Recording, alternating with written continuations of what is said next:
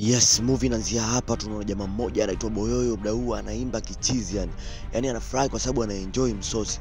Sasa mwenye mgahawa akaja akamwambia kwamba chakula chenyewe nimekupa bure, lakini unapiga makelele, unawapigia kelele wateja wangu bana. Sasa bidada anaitwa Elizabeth, kwa hiyo alisema kinoma noma yani. Boyoyo aibu tu, anashindwa hadi kusema chochote. Kwa hiyo baadaye akaja kumuomba msamaha. Sasa Boyoyo huwa anampenda sana Elizabeth, kwa hiyo hapa akaja kumtongoza kwa maneno mazuri, lakini Elizabeth hakumuelewa.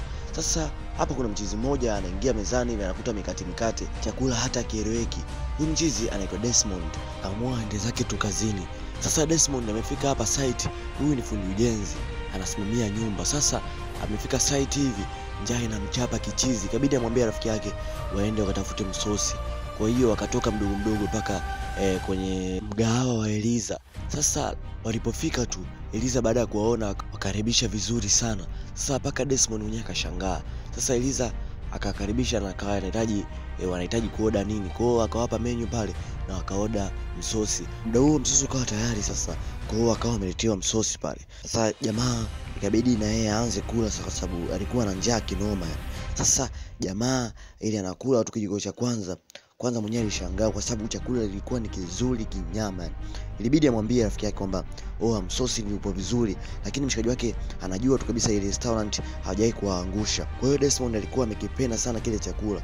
Kwa hiyo alikula na stories zikawa zinaendelea pale kuhusu mgahawa. Kwa hiyo baadaye wakawa wamemaliza msosi, wakawa wanapiga maji. Jamaa alikula sana, yani alikula vizuri sana. Kaulizia bei, akaambiwa ni kama naira 45.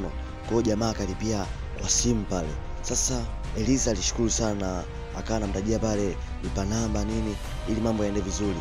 Sasa jamaa alikuwa amekifurahia sana hiki chakula na akakaribishwa kwamba arudi tena, lakini jamaa akasema kwamba atarudi. Yani jamaa alishiba kiasi kwamba hadi kusimama yeye alikuwa anaona shida yani, kwa sababu alikuwa kama amevimbiwa fulani. Sasa aliporudi nyumbani kwa mpenzi wake akawa amepokelewa vizuri. Sasa huyu mpenzi wake bwana anaitwa Tracy. Sasa bidada anakabiliwa na shida ya kutokujua kupika. Yeye anaweza kupika vitu vya kuchemsha tu, mayai, mikate. Kwa hivyo vitu ndio anavyoviweza. Sasa pale Desmond alipolipa pesa haikufika. Kwa hiyo pesa inamfikia sasa hivi Elizabeth. Kwa hiyo ikabidi tu ampigie simu Desmond ili aweze kumwambia kwamba ile pesa ambayo ilikuwa haijafika imeshafika. Sasa jamaa alikuwa yupo zake kwenye bedi. Kwa hiyo akapokea simu Elizabeth na Elizabeth akamshukuru sana kwa sababu pesa aliiona na ameshukuru kwa jamaa kuwa mwaminifu. Kwa hiyo jamaa akasema hamna shida na mambo yakawa kama hivyo. Kwa hiyo Eliza akaendelea kupiga promo katika mgahawa wake kwamba ajaribu kurudi tena kwa sababu yeye ni mteja mkarimu.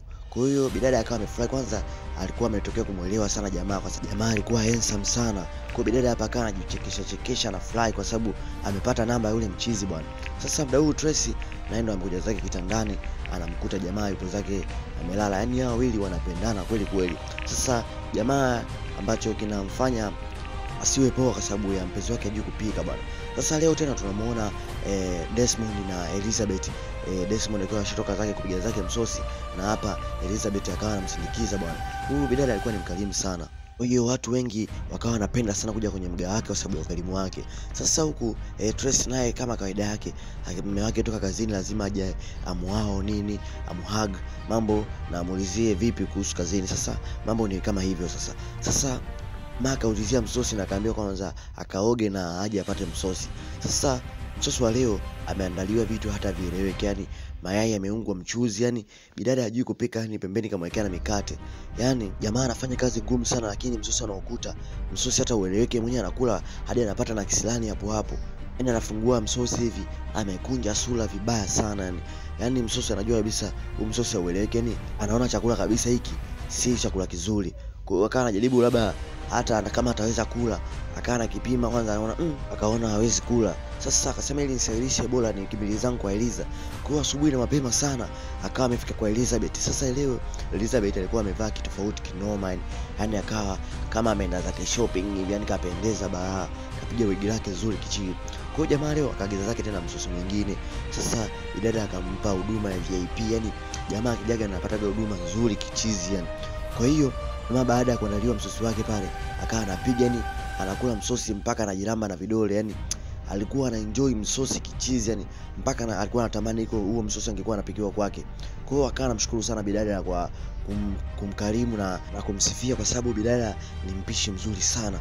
Kwa bidada akasema mna shida kama kawaida, jamaa akalipa zake kwa simu. Sasa leo akawa amelipa pesa nyingi kupita chakula alichokula. Yaani chakula amekula cha 4000 lakini kalipia 35,000. Mpaka bidada mwenyewe akashangaa, huyu jamaa vipi? Lakini jamaa akamwambia kwamba hiyo yote nimekulipa kwa sababu ya ukarimu wako na kwa sababu mimi ndo mteja wa kwanza. Sasa jamaa akawa anakuja mara kwa mara, bidada anamwandalia na matunda nini. Yaani akiagiza msosi wake anaandaliwa na matunda vyake. Sasa jamaa akawa anaenjoy sana kwa sababu bidada alikuwa ana care vibaya sana na bidada alikuwa anamuelewa kichizi. Kwa hiyo bidada akawa anapata furaha sana. Lakini Tracy na Desmond hayakuisha hapo kwa sababu Tracy hajui kupika, lakini wakawa wanaendelea kupendana kama kawaida, wakawa wanakimbia hadi wote jogging. Lakini kama kawaida mezani lazima mkate uwepo. Yaani bidada hawezi kupika kabisa. Kwa hiyo leo akaongeza na matunda zabibu tu, lakini hakuna kingine ambacho kimebadilika. Lakini jamaa akawa ana pretend tu kama chakula kizuri, kama ana enjoy kuwa hapa nyumbani, lakini kwa kweli haenjoy chochote. Kwa hiyo akawa anajilazimisha zake kula tu. Kwa hiyo jamaa akawa ana pretend kinoma noma ni kwamba chakula ana enjoy, lakini alipoingia chumbani alikuwa amenuna kichizi, njaa inamuuma balaa kwa sababu kile chakula alikuwa hata akielewi, lakini tu alikuwa anafanya yote ili Tracy alizike. Sasa ilibidi tu ampigie Elizabeth. Na leo ilikuwa Jumamosi. Kwa hiyo Elizabeth afungui siku za weekend na yeye siku za mapumziko na kununua bidhaa za Jumatatu mpaka Ijumaa. Kwa hiyo jamaa akahitaji kama ataweza kumpikia msosi kwa sababu yuko na hali mbaya sana. Lakini bidada kwa kuwa alikuwa anamkubali mchizi, kwa hiyo akamwambia kwamba hakuna shida, mimi nitakupikia. Kwa hiyo jamaa akaoda chakula ambacho anakitaka na akamwambia kwamba anahitaji kupelekewa kwake, lakini jamaa hakusema, atakuja kula tu hapo hapo. Kwa hiyo ulipofika chakula kilipokuwa kipo tayari, jamaa akapigiwa simu na akaja chapu.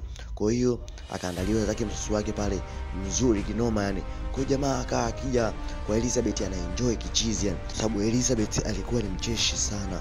Sasa jamaa akawa anaenjoy na kula huko anapiga naye story kwa sababu walikuwa na mengi ya kuzungumza kwa sababu wamekutana kwa muda mfupi. Kwa hiyo walikuwa na mengi ya kutambuana na kufahamiana vizuri. Sasa Elizabeth kwenye mawazo yake akawa anahisi kama jamaa anaweza kama mume wake hivi. Lakini baadaye wakatoka nini, lakini Eliza akasema ngoja nimpe na kizawadi. Kwa hiyo akawa amembebea na vyakula vingine ili aweze kuvitunza sababu ilionekana kwamba jamaa apate msosi mzuri huko nyumbani kwake. Kwa hiyo baadaye ikabidi tu amwage na jamaa akamwaza aondoke, lakini aliporudi nyumbani hivi SMS moja kwanza ikaingia. Kwa bidada mdau anafurahi sana kwanza jamaa kuja nyumbani kwake. Sasa anafungua hivi SMS anashangaa ametumiwa naira 100,000. Yaani hiyo ni pesa ndefu kichizi. Kwa hiyo bidada kwanza akashangaa, chakula cha 2500 nilipwe 1,000,000, yani hiyo ni kibongo bongo tu. Kwa hiyo kalipwa naira 100,000 mpaka mwenyewe akashangaa. Huku upande wa pili bwana, jamaa karudi zake nyumbani anasukutua meno, yani amekula msosi mtamu. Kumbe Tracy bwana amekula na zile plate ambazo Elizabeth amempa Desmond. Sasa Desmond anamwambia kwamba hiko ni chakula nimekinunua. Sasa bidada akawa analalamika kichizi yani. Kwa hiyo akawa anamlaumu mchizi kwamba mchizi hali chakula cha nyumbani anaenda kula vyakula vya barabarani. Sasa bidada akawa analalamika. Sasa hii ni sehemu yetu ya kwanza movie yetu ya Clinton Joshua. Sasa usikose kutazama nafasi ya pili ya movie hii ili kuweza kujua kwamba Tracy ataweza kushinda moyo wa mshikaji kwa sababu jamaa ashaanza kuonekana kwamba anaanza kumuelewa Elizabeth na mapishi yake.